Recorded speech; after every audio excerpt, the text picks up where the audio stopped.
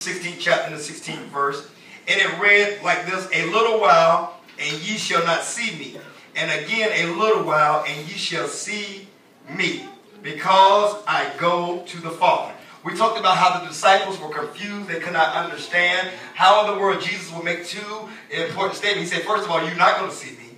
Then you're going to see me again. So was he talking about that he's going to be resurrected in the third day? Or is he talking about that he's going to come back in the second coming? Is he coming back at the end of the world? What is Jesus talking about when he said, you're going to see me and you're not going to see me? And so we talked about last week that Jesus' desire to be inside of them, working through them, rather than being outside of them, because he can do more power and more work if he's down on the inside of us than that he can do if he was in his fleshly state of mind. So the first thing I tell you is this, and I tell you this because it's very important.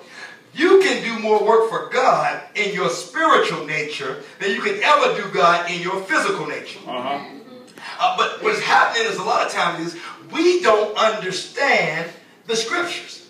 We don't understand in the New Testament there is two different teachings being taken place in the New Testament. First of all, you have the teaching of Jesus Christ, which comes to redeem man back to his identity. Then you have a teaching of Paul that comes to remind man of his identity. The problem in the church is we treat church folk like sinners and send the sinners like church folk. Y'all ain't saying nothing yet. We try to tell the sinners how to live holy when they can't live holy unless they go through the Father, which is Jesus Christ. And we're treating church folk like everybody in the church is fornicating, lying, and committing adultery. And so here it is, Jesus is saying, I'm going away, you won't see me, but I'm coming back again. So in the 14th chapter of the same book, and around the 22nd verse, I think it is, Judas, not Judas Iscariot, the betrayer, but Judas, the half-brother of Jesus, he goes to his big brother and he says this: what do you mean when you say, we're going to see you, but the world will not see you? I got somebody praying already. Y'all didn't catch that because it went over half of y'all's head. He said this, what makes us so special that we're going to see you, but the world is not going to see you? Let me tell you what 50% of your anxiety and your emotions come from. You trying to make folks see what they can't see. Come on, somebody. You trying to make folks see a God they are not serving. Understand that just because a person has on their Facebook page Christianity as their religion does not mean they have a relationship. And we spending time fussing at folk on Facebook, fussing at our parents, fussing at our mom and them. You don't understand. When is you going? They can't understand what they do not see.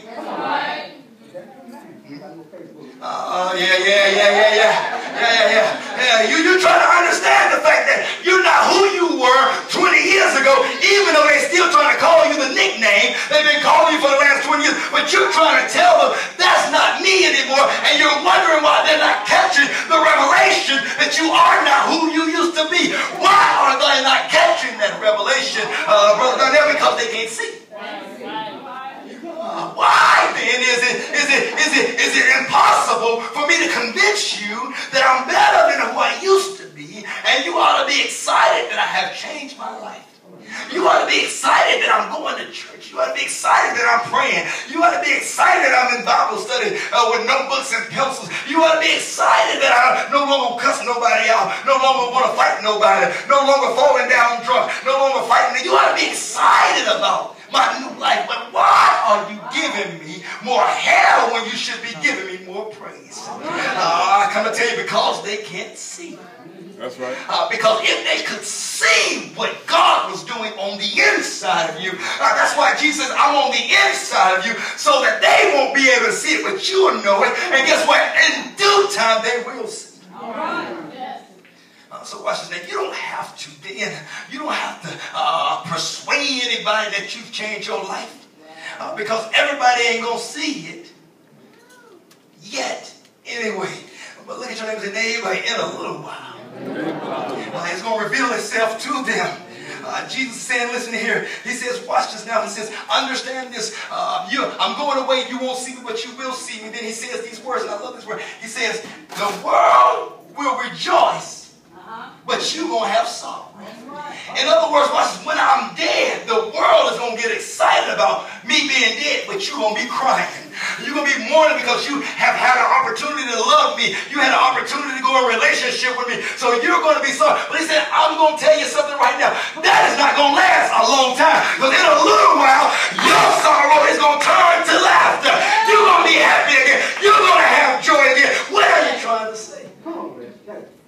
In a little while, that same person talking about you is going to be asking you for prayer. In a little while, that same rebellious son going to be saying, Mama, Daddy, if it wasn't for you, oh, Lord, have mercy. I don't know where I would be just in a little while. Look at your neighbor and say, neighbor, I ain't got to fall out with Facebook folks, because in a little while, they're going to be inboxing me for prayer.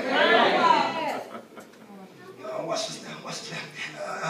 Have you ever then said to yourself, why is it that I should be prospering more when I gave my life to Christ, but it seems like I'm going through more than I would have went through had I just lived my life in the world? I did not understand this until I could relate it to something that made a lot of sense to me. If you ever go to the health department or you ever go to your doctor and get a shot, they sit you down in a chair and they take a long needle that looks like, because I don't like needles, so it looks like a knife to me. But they look, and they seem like they don't care that the needle hurts. I don't even care if you're a baby, they don't put it in ease. But they put the needle in as though you have offended them, made them mad, as though they woke up, didn't get no rest, or they husband and wife. So they go to work, seems like they mad, and the only way they're going to get the anger off of them is to stick this needle in your arm. They apply the needle with force, and some of them, if you listen close to them, some of them even say, when they put it in. The needle hurts. The needle is not something that we laugh about, even though they tell you to get your mind over. You can feel that instant pain when it hits your body. Not only that, but depending on the shot you got, your arm gets sore. And throughout the day, your arm is sore. It hurts real bad. Why in the world does something that should help me? I wish I had about 5 revelation folk here. Why is it something that should bless me feel like it's got to hurt me first? I come and tell you, your victory going to cost you something. It's going to cost you some tears sometimes. It's going to cost you sometimes that you want to give up. But guess what? At the end of the day, what you don't see going on the inside of you is medicine that has been injected in your body, moving through your lungs, moving through your veins, and saying, you know what? I'm fighting off stuff that you couldn't fight off if you didn't have me. That's why it's on the inside. See, I don't understand how everything works itself out, but I know that shot prevented me from being able to get something that I would have got had I not had the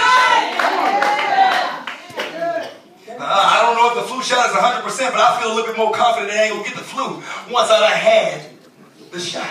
So what are you saying? Many of us are looking for instantaneous gratification. We're looking for a feel-good thing on the beginning.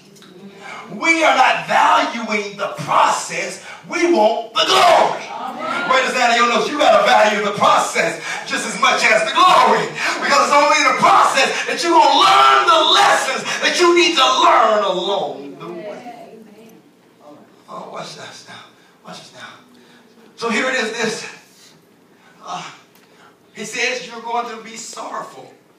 But in a little while, I'm going to turn your sorrow into joy. In other words, this is saying this, for a little while, everybody going to say what you was doing following me was crazy. In a little while, you're going to be lost and depressed and you're going to be going through. But it's only going to take place for a little while. I wish I had about 5 people that tell into your problem. I'm only going to be broke for a little while. I'm only going to be miserable for a little while. I'm only going to be going through in a little while. How do you know? Because the word already told me that we've been made to endure for a night. But behind we've got to come some joy. So behind your problem is a sovereign God. Behind the equation is a solution. Yes, God. Look at somebody say it's only for a little while. It's only for a little while. I can go ahead and cry for a little bit because it's going to be dried away. It's only for a little while. And if you got real power, those demons that are sitting in your household, they only gonna stay there for a little while. Because when you get back home, you're gonna pray up the wall, devil, everything that's not like